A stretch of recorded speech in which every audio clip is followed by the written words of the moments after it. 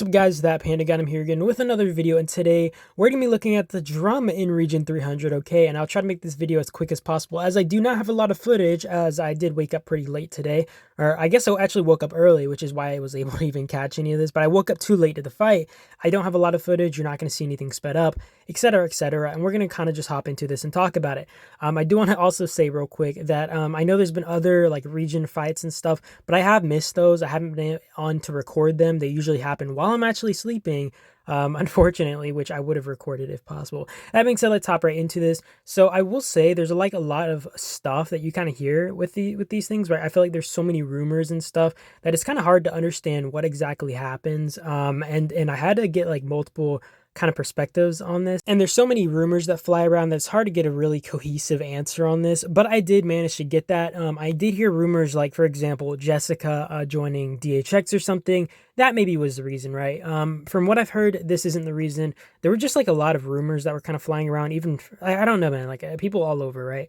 Either way, I kind of got an answer from both sides that were the most reasonable and what it seemed like it was the reason, as well as from ROK, which, you know, kind of is where like the most important answer comes from, to understand their actual reasoning behind, you know, this attack and stuff. So I will tell you guys now. So I talked to Jessica, and I'll tell you guys her side, and I'll tell you guys ROK's side, so you guys can hear both sides of it and decide on your own, because I don't want to really be that guy who's just like saying, okay, well, ROK is guilty for invading. I will give my opinion on, you know, if I think they're justified or not. But that being said, we're going to kind of hop into this. So Jessica, I was talking with her and even other people from Region 300, and this is basically what they said. They said that ROK, I guess, was bullying new alliances within the region when it started out. And this is a drama that I guess started from day one, because this group is from, I think it's HMB and ANCS, right? This was a migrated group that came down to Region 300 when it kind of started out. And I guess a group from ROK also came down here. And from what I heard and what my understanding is from, you know, Region 300 side, is that they were bullying the natives, they were bullying just players in general, and I guess they were burning people.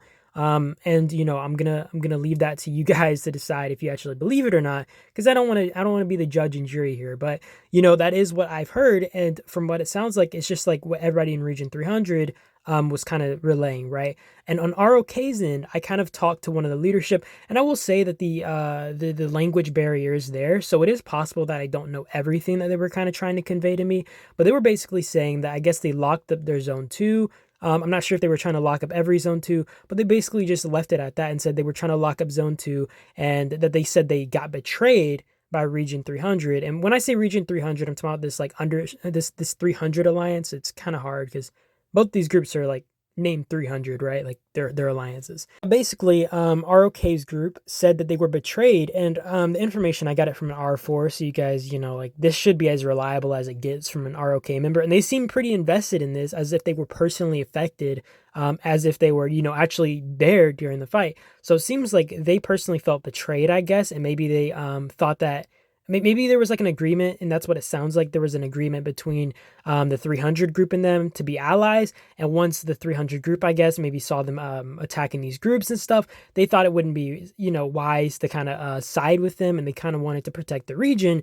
That's what it kind of sounds like to me, and maybe, you know, I guess they just interpreted that as them getting backstabbed. So that's really all I can really take from this, and it's kind of hard to determine, you know, if anybody's like, you know, if they're in the right. Like the thing is, I can understand where ROK would come from given the circumstances, but in my personal opinion, I think that invading this region is a bit far. And they did say that they had been waiting for hero equipment, meaning armaments, to open up, and that's what it seems like. So it seems like they were waiting for armaments to actually open up to, you know, kind of commence this whole brawl and this whole fight, and yeah, kind of invade this region and take it back over, or I guess run them out because they were upset. And this is kind of a vendetta, it looks like, which is a bit insane. And it does seem like a bit of an insane reason to go to these lengths and, you know, kind of overthrow this region. Like I said, I'm not trying to say who's right or who's wrong.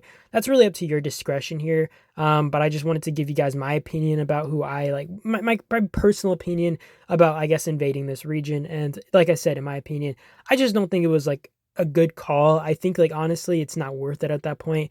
But then again, you know, my opinion is kind of irrelevant in the grand scheme of things. That being said, I wanted to just say that so you guys could form your own opinions on this whole drama and fiasco. I know I had gotten a lot of people in game who messaged me and also asked me to cover this, you know. Don't think I'm just covering stuff to cover stuff. I do like to cover things if I get messages in game and people are like, "Yo, this is, you know, interesting. Record it, talk about it." Blah blah blah blah. That being said, shout out to Jess. She's always a pretty cool person to talk with.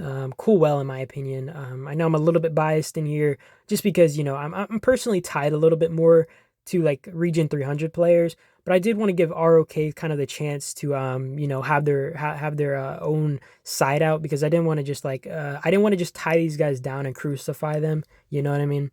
Also, I want you guys to know that I know there's been a lot of fights in regions in like regional like wars and stuff, like a lot of migration fights. I know there was one in I forget which region it was. There was one more, but I know there was that one fight where Safe Me was versus the Boogeyman, right? Both Boogeymen. I was asleep for that, okay? And I'm usually asleep for these fights, and that's the reason I don't record them, because if I was awake, I probably would record them, commentate on them a bit, because I really have no reason not to, you know what I mean? But yeah, that's the reason. If I don't record videos on these like kind of region fights, just know it's because I missed the actual footage, or I missed the actual fights, because I love to catch these, okay? I love to catch these. And yeah, I do appreciate you guys always for watching. I hope you guys did enjoy the video, and you guys have a great day or night though, and I will see you guys in the next video. And that is really about it. So yeah, you guys maybe put in the comment section your thoughts on this situation, who you kind of agree with, who you think is maybe in the right or wrong. And yeah, I do appreciate you guys. Like I said, you guys have a great one. Peace out.